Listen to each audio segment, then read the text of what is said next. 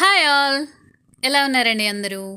ఈరోజైతే మన రెసిపీ వచ్చే సింపుల్ రెసిపీ అండి. గోరుచిక్కుడుకాయలతోటి మనం ఫ్రై చేస్తున్నాం అనమాట. ముందుగా శనగపప్పు, అలాగే కొద్దిగా ధనియాలు, అలాగే 2 టేబుల్ స్పూన్ల నువ్వులు, కొద్దిగా కొబ్బరికాయ, అలాగే వెల్లుల్లిపాయ వేసుకుని మనం ఇలా మిక్సీ పట్టేసుకోవాలండి. కొద్దిగా ఫ్రై అయిన తర్వాత ఇలా మిక్సీ పట్టుకుని పక్కన పెట్టేసుకుందాం.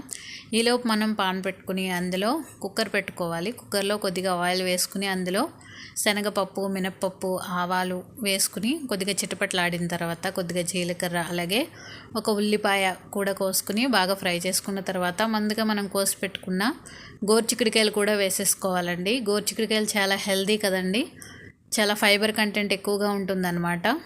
సో కొద్దిగా కరివేపాకు, ఉప్పు, పసుపు మాత్రమే వేసుకోవాలి. కొద్దిగా అల్లం వెల్లుల్లి పేస్ట్ కూడా వేసుకుని కొద్దిగా ఫ్రై చేసేసుకోవాలి.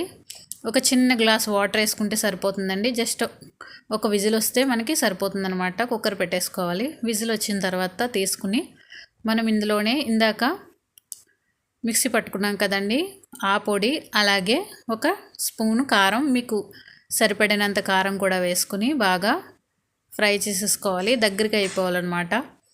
బాగా దగ్గర అయ్యేంత వరకు బాగా ఫ్రై చేసేసుకోవాలి.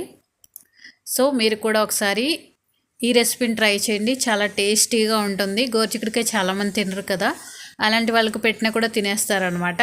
లైక్ చేయండి, అలాగే సబ్స్క్రైబ్ చేయండి.